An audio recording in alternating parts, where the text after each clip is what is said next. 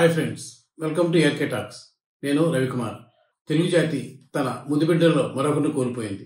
ఆయనే రామోజీరావు గారు. ఈనాడు గ్రూప్ సంస్థల వ్యవస్థాపకుడిగా తెలుగు జర్నలిజాన్ని కొత్త పొంతలు తొక్కించి నాలాంటి ఎంతో మంది జర్నలిస్టులకు పట్టిడన్నం పెట్టిన మహనీయుడు రామోజీరావు. ఈనాడుతో పాటు తాను స్థాపించిన అనేక సంస్థలు Margadarsi chit fund, Priya foods, Ramoji film city, మైరీ ఫిల్మ్ డిస్ట్రిబ్యూషన్, ఉషాకిరణ్ మూవీస్, సోమ ఫ్రూట్ జ్యూస్ కంపెనీ, ఇలా ఎన్నెన్నో సంస్థల ద్వారా వేలాది మందికి, ఇంకా చెప్పాలంటే లక్షలాది మందికి ఉపాధి కల్పించి వారి జీవితంలో స్థిరపడేందుకు దోహదపడిన మహనీయుడు రామోజీరావు. ఇలాంటి సంస్థలో రామోజీరావు గారు మేము ఎప్పుడు ఆయన పేరుతో పిలిచేవాళ్ళం కాదు.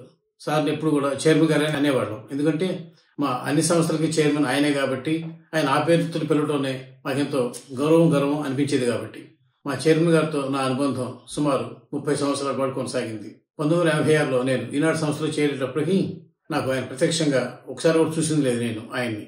అయితే అంత ముందు నుంచే ఆయన మా ఇంట్లో వ్యక్తిలాగా ఉండేవాడు. మాకే గారు చాలా మంది తెలుగు వారికి తలలో నాలుగులా అనిపించేవాడు. ఎందుకంటే అప్పటికే ఈనాడు సంస్థ వేళ్లునుకుని తెలుగుదేశంలో విరవిహారం చేస్తోంది. 1978లో విజయవాడ యూనిట్ ప్రారంభమైనప్పుడు తొలిసారిగా నేను ఈనాడు పేరు విన్నాను. ఆ టైంలో ఈ ఉషోదయానికి మేలు కలుపు అంటే సూర్యోదయం కన్నా ముందే మీ ఇంటి తలుపు తడుతుంది పేపర్ అన్నట్టు ప్రచారం చేస్తూ ఈనాడు తెలుగువారి జీవితాల్లోకి ఒక ప్రచండ మార్పులో దూసుకొచ్చింది. అప్పటి వరకు పేపర్లు అంటే 7:30, 8, 7 కనీసం 7 లోపల పేపర్లు వచ్చేవి కావు. అవి కూడా సద్ది వార్తలతో. కానీ ఈనాడుని అలా కాదు, తెలుగు వారికి ఎప్పటి వార్తలు అప్పుడు అందించాలన్న సత్సంకల్పంతో, దృఢ లక్ష్యంతో రామోజీరావు స్థాపించిన ఈనాడు ఎప్పటి వార్తలను అప్పుడే ముందు రోజు రాత్రి 1 గంట 2 వరకు జరిగిన వార్తలను కూడా తెల్లవారుజామున 6 పాఠకుల ముంగిట్లోకి చేర్చేది. ఆ విధంగా ఈనాడు ఒక చరిత్ర లిఖించింది. ఆంధ్రప్రభ, ఆంధ్రప్రదేశ్ చదువుతుండని మేము ఈనాడు రాకతో అది అందిస్తున్న వార్తల నాణ్యతతో ఇంప్రెస్ అయ్యి, దాంతోపాటు ఆ పేపర్లో వాడే భాష సూటిగా సరళంగా ఏ వార్తను సరే చెప్పే లక్షణాలతో ఆ పత్రిక పట్ల అన్నతి కాలంలోనే లక్షలాది మంది తెలుగు పాఠకుల మీద ఆకర్షితులయ్యాం. అంటే ఆ విధంగా చూస్తే నేను ఈనాడు చేరడానికి సుమారు 8-9 సంవత్సరాల ముందు నుంచే రామోజీరావు గారితో ప్రత్యక్షంగా కాకపోయినా మానసికంగా ఒక అనుబంధం అల్లుకుపోయినట్లయింది. పైగా రామోజీరావు గారిని అప్పట్లో ఇప్పుడు కూడా ఎంతో మంది చాలా ఆరాధించేవాడు. ఏవి అవకాశాలు లేవనుకునే రంగంలోంచి కూడా ఆయన ఎదిగిన తీరు, ఆయన తనతో పాటు తెలుగు జాతి మొత్తాన్ని వెలుగు రేఖల వైపు నడిపించిన తీరు ఎంతనా ప్రశంసనీయం. అలాంటి రామోజీరావు గారి సంస్థలో 1986లో నేను సబ్ ఎడిటర్గా జాయిన్ అయ్యాను. జాయిన్ అవ్వడానికి ముందు రోజు ఆయనతో ఇంటర్వ్యూ జరిగింది కొద్ది కాలం క్రితం. ఆయన నన్ను వేసిన ప్రశ్నలు నాకు ఇప్పటికే గుర్తున్నాయి. నేను ఎంఏ ఇంగ్లీష్ చదవడంతో ఆయన నన్ను సుదీర్ఘంగా ఇంగ్లీష్ లిటరేచర్ మీద క్వశ్చన్లు అడిగారు. సరదాగా బూర్జువా స్పెల్లింగ్ అడిగారు, లెఫ్టినెంట్ స్పెల్లింగ్ అడిగారు, ఇలియట్ అడిగారు, వర్డ్స్వర్త్ అడిగారు, షేక్స్పియర్ గురించి అడిగారు, ఇలా ఫొనెటిక్స్ గురించి మాట్లాడారు. నాకు ఆశ్చర్యం వేసింది. ఎంఏ ఇంగ్లీష్ చదివిన మాకే, నిన్నగా మొన్న చదివి వచ్చిన మాకే ఇంత టగడగా సమాధానం చెప్పడం సాధ్యం కాదు. కానీ ఈయన రోజులో 24 గంటల పాటు వ్యాపార కార్యకలాపాల్లో మునిగి తేలుతూ క్షణం తిరిగి లేకుండా ఉండే ఈ వ్యక్తి ఇంత ఎలా తెలుసుకోగలుగుతున్నారు, ఇంత నాలెడ్జ్ ఎలా ఉంది. అప్పుడు ఆయన చూసి అనిపించింది నాకు, సాహిత్య రంగంతో పాటు వ్యాపార వ్యవసాయ రంగాలు అన్నిటిపైన విపరీతమైన ఆపేక్ష అధ్యయనం చేసేవాళ్ళు. దానికి సంబంధించి ఏదైనా పైపై చూసి ఊరుకోకుండా, పెరిఫెరల్ గా స్పృశించి టచ్ చేసి వదిలేయకుండా లోతుల్లోకి వెళ్ళి తెలుసుకోవటం రామోజీరావు గారి తత్వం. అలా ఆయనతో నాకు సుమారు 37 ఏళ్ల క్రితం జరిగిన ఇంటర్వ్యూ నా జీవితంలో మేలు మలుపు. సుమారు 25 నిమిషాల పాటు జరిగిన ఆ ఇంటర్వ్యూ నాకు జీవితానికి ఒక చుక్కాలా నిలిచింది. ఇంటర్వ్యూ అయిన కొద్ది రోజుల్లోనే ఈనాడు సంస్థల్లో ఉపసంపాదకుడిగా బాధ్యతలు నిర్వర్తించే మహదవకాశం నాకు కలిగింది. పైగా పోస్టింగ్ విజయవాడలో ఇచ్చారు. అప్పటి నుంచి మొదలుపెట్టి 2014లో నేను వీఆర్ఎస్ తీసుకునే వరకు, అంటే సుమారు 28 సంవత్సరాల పైగా ఈనాడు సంస్థతో గౌరవనీయులైన చైర్మన్ గారితో మా అనుబంధం అలాగే సుదృఢంగా కొనసాగింది. నేను సంస్థ నుంచి బయటకు వచ్చి దాదాపు 10 సంవత్సరాలు అయినప్పటికీ ఇప్పటికీ సార్ని చైర్మన్ గారిని సంబోధిస్తాను. ఆయనే నా గురువుగా భావిస్తాను.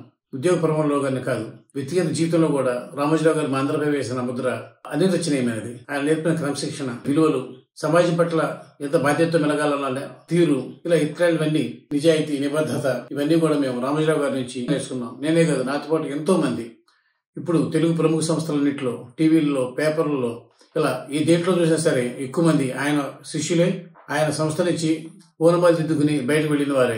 టీవీ ఛానల్ అని కాదు, డిజిటల్ మీడియా, నాలాంటి యూట్యూబర్లకు కూడా ఎంతో మందికి తొలి గురువు, ఆది గురువు ఈనాడే. మా అందరికి ఆరాధనీయుడు చైర్మన్ గారే. అలాంటి చైర్మన్ గారు అస్వస్థ కనుమూశారు తెలిసినాక మాకు చాలా బాధగా ఉంది.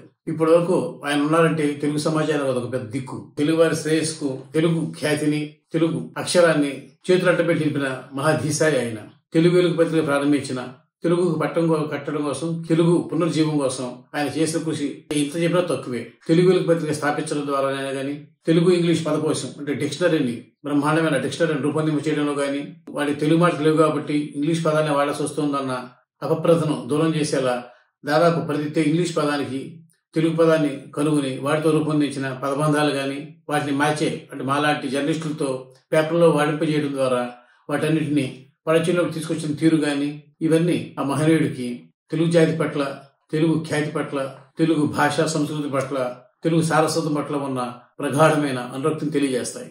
అంతేకాదు సహజంగా వ్యవసాయ కుటుంబం నుంచి వచ్చిన చైర్మన్ గారు రైతుల కష్ట నష్టాలు తెలిసేవారు కాబట్టి అన్నదాత ప్రారంభించారు. ఆ అన్నదాత కొన్ని తరాల పాటు ఆంధ్రప్రదేశ్ రైతాంగానికి చేసిన మేలు ఇంత అంతా కాదు. అదే కాదు, ఈనాడులో కూడా ప్రతిరోజు ఒక పేజీని రైతరాజు శీర్షికను కేటాయించి రైతన్నలకు ఎప్పటికప్పుడు అవసరమైన మార్గదర్శకాలు, సూచనలు, వారు పాటించాల్సిన మెళకువలు, ఇలా సమస్త సమాచారాన్ని చక్కటి తెలుగు భాషలో ఇంటర్నెట్ వేవ్ లేని రోజుల్లోనే ఎక్కడెక్కడి నుంచో సేకరించి దీనికోసం ప్రత్యేక విభాగాన్ని ఏర్పాటు చేసి, ఒక డెస్క్ ని ఏర్పాటు చేసి దాంట్లో కనీసం 7-8 మంది సభ్యులతో రోజు ఇదే పని చేయించేవాడు రైతరాజు. అది ఆయనకు అన్నదాతల పట్ల, మనకు పట్టెడన్నం పెట్టే రైతుల పట్ల ఉన్న, వారి శ్రేయస్ పట్ల ఉన్న నిబద్ధత, ప్రేమ.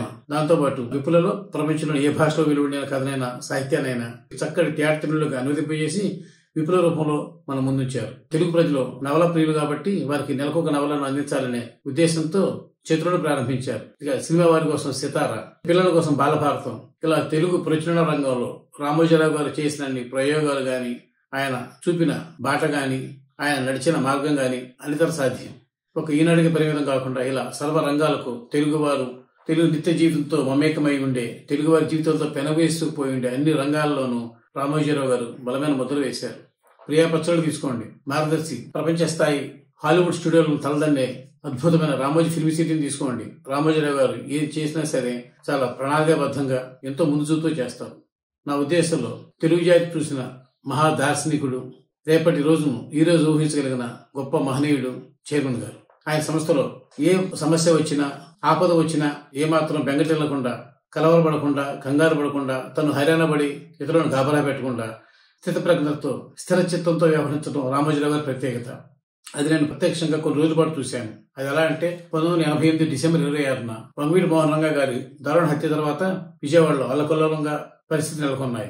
విజయవాడ బెంచ్ సర్కిల్ దగ్గర ఉన్న ఈనాడు ప్రెస్ పై కూడా అల్లరిముగ్గులు దాడి చేసి మెషిన్స్ తగలబెట్టాయి. రామోజీరావు గారు ఎంతో ప్రాణప్రదంగా చూసుకుంటూ తాను మొదట వాడిన కారుని ఈనాడు పోర్టుకోలు ఉంచేవారు, అంబాసిడర్ కారు. ఆ కారును కూడా రౌడీముగ్గులు తగలబెట్టాయి, మెషిన్స్ ధ్వంసం చేశాయి. ఉన్నవారిపై కూడా చేసుకున్నాయి, ఉద్యోగస్తులపై కూడా. ఆ సందర్భంలో ఒక్కరోజు కూడా పేపర్ ఆగకూడదన్న పట్టుదలతో రామోజీరావు గారు మాతో అంత కర్ఫ్యూ టైంలో కూడా మేమందరం కలిసి పనిచేసి విశాలాంధ్ర ప్రింటింగ్ ప్రెస్ లో ఈనాడు ప్రెస్ ముద్రింపజేసి మరుసటి రోజు అంటే ఊరంతా కర్ఫ్యూతో అల్లకల్లోలం అవుతూ నిత్యావసర వస్తువులు కూడా దొరకనప్పుడు కూడా పొద్దున్న ఈనాడు పేపర్ అందజేయగలిగారు. అది ఆయన పోరాట పటిమ, అది ఆయన పట్టుదల. అంతేకాకుండా 1988లోనే ఈనాడు సంస్థపై జరిగిన దాడిని పత్రికా స్వేచ్ఛపై దాడిగా పేర్కొంటూ ప్రముఖ పాత్రికేయులు కుల్దీప్ నయ్యర్, నిహాల్ చక్రవర్తి ఇలాంటి వారందరూ విజయవాడ వచ్చారు ఈనాడు ఆఫీస్ చూడటానికి. ఆ సందర్భంలో వారికి అందించిన నోట్ను, ఇంగ్లీష్లో రూపొందింపజేసిన నోట్ను నాతో రాయించారు చైర్మన్ గారు. ఆ నోట్ను తీసుకుని నేను, రామోజీరావు గారు, అప్పుడు మేనేజర్ గారు, ఇతరులందరం కలిసి విజయవాడ రైల్వే స్టేషన్కి వెళ్లి ఆ ప్రసిద్ధ జర్నలిస్టు అందరూ తోడుకొని వచ్చాం. ఆ సందర్భంలోనూ ఆ తర్వాత కూడా మా చైర్మన్ గారితో ఎంతో దగ్గర నుంచి ఇంటరాక్ట్ అయ్యి సుభాషితాలు లాంటి, అక్షరక్షలు లాంటి ఆయన పలుకులను మాటలతోనే అవతల మనిషిలో ఆత్మవిశ్వాసాన్ని కొండంత చేసే ఆయన పరిణితిని చూడగలిగాను. అది నా పూర్వజన్మ సుకృతం. ఆ తర్వాత కూడా ఎన్నో సందర్భాల్లో చైర్మన్ గారిని మేము కలుస్తూనే వచ్చాం. మినీ టాబ్లెట్స్ పెట్టినప్పుడు ఆయన నెలకొకసారి విజయవాడ వచ్చేవారు. మా డెస్కర్లతో మీట్ అయ్యేవాడు, పాత్రికేయులతో, జర్నలిస్టులతో క్షేత్రస్థాయి పరిస్థితులు తెలుసుకునేవాడు. అంతే తప్ప చాలా మంది పత్రికా సంపాదకులు, పత్రికా యజమానులాగా ఎక్కడెక్కడో ఉండి ఆదేశాలు జారీ చేయడం కాకుండా ఆయన స్వయంగా వచ్చి రాష్ట్ర వ్యాప్తంగా ఉన్న ఈనాడు యూనిట్లు అన్ని తిరిగి అక్కడి డెస్కులతో, ఆ డెస్కుల్లో ఉండే ఉపసంపాదకులు, రిపోర్టర్స్ వీళ్ళందరితో డైరెక్ట్ గా మీట్ అయ్యేవారు. మా అభిప్రాయాలు తెలుసుకునేవారు. మేమేం చేయాలో మార్గదర్శకాలు ఇచ్చేవారు. మా తప్పులను గమనించి తప్పు చేసినట్లయితే సున్నితంగా మందలించేవారు, ఎలా కరెక్ట్ చేసుకోవాలో చెప్పేవారు. అది ఒప్పు చేసినట్లయితే అందరి ముందు ఘనంగా అభినందించేవారు, ప్రోత్సాహాలు ఇచ్చేవారు. ఇలా రామోజీరావు గారు తప్పులను ఏది చేసి సరే సమదృష్టిలో తీసుకుంటూ ఎప్పటికప్పుడు ఉద్యోగుల వెన్నుతాడుతూ మందరిని ముందుకు నడిపించే తీరు శ్లాఘనీయం.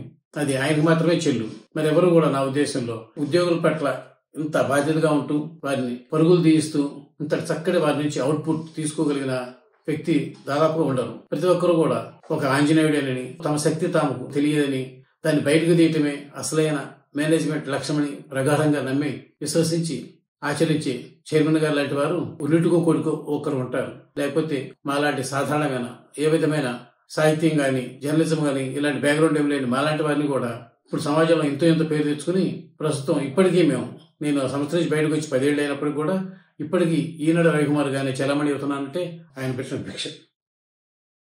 చైర్మన్ గారికి కూడా నా పరంగా నేను కొంత కృతజ్ఞత తీర్చుకున్నానని చెప్పాలి. చైర్మన్ గారికి 75 సంవత్సరాలు నిండినప్పుడు 2011లో ఒక పుస్తకం వెలువరించాం, ఈనాడు గ్రూప్ సంస్థలన్నీ కలిపి. ఇది 75 వసంతాల వెలుగు అనే పుస్తకం.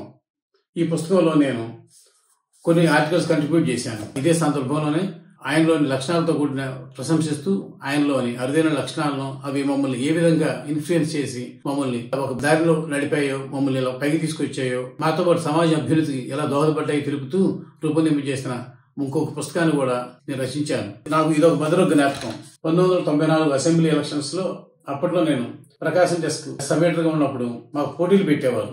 ఎలక్షన్ కవరేజ్ సంబంధించి ఏ డెస్క్ బాగా చేస్తే, ఏ సబ్-ఎడిటర్ బాగా చేస్తే, ఏ రిపోర్టర్ బాగా చేస్తే వాళ్ళకి ప్రోత్సాహ బహుమతులు ఉండేవి. అవి చాలా ఘనంగా ఉండేవి. వాటన్నిటి కోసం మేమందరం దివారాత్రాలు శ్రమించేవాళ్ళం. అదే సందర్భంలో ఏం చేసినా పకడ్బందీగా, సిస్టమేటిక్ గా, ఫుల్ ప్రూఫ్ గా చేయించడం చైర్మన్ గారి ప్రత్యేకత. ఆ విధంగా జరిగిన ఇవాల్యుయేషన్ ప్రాసెస్ లో అప్పుడు నేను ఉన్న ప్రకాశం డెస్క్ కు 3వ బహుమతి లభించింది. ఆ సందర్భంగా చైర్మన్ గారు ఈనాడు ఆఫీస్ ఇప్పుడు లేదనుకోండి, బీసెక్ల దగ్గర ఉన్న ఈనాడు ప్రెస్ లో ఆ పైన సార్ గెస్ట్ హౌస్ ఉండేది. ఆ గెస్ట్ హౌస్ పైన టెర్రస్ మీద నాకు అందజేస్తున్న బహుమతి ఇది.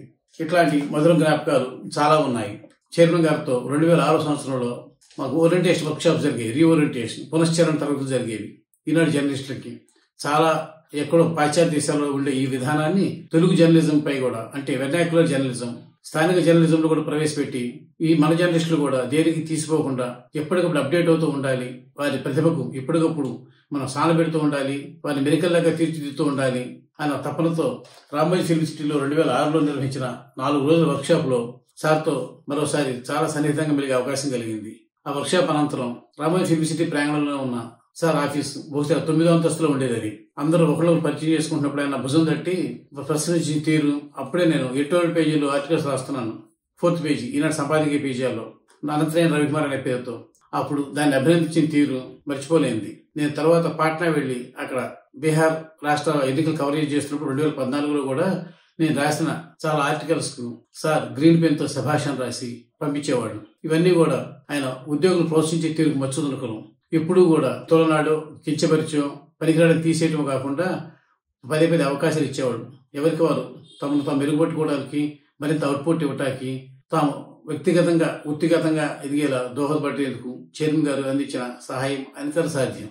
ఇప్పట్లో అంటే మనం చెప్పుకుంటున్నాం కాగ్నిజెంట్ లో చేస్తున్నారు, IBM లో చేస్తారు, మైక్రోసాఫ్ట్ లో చేస్తారు, యాపిల్ లో చేస్తారని. అప్పట్లో అంటే 1986, 2000 ఆ టైంలో ఈనాడులో ఉద్యోగం అంటే అది అలాంటిదే, గొప్ప బ్లూ చిప్ కంపెనీ లాంటిది. అది అక్కడ ఉద్యోగం చేస్తున్నాడంటేనే సమాజంలో ఒక స్టాంపు.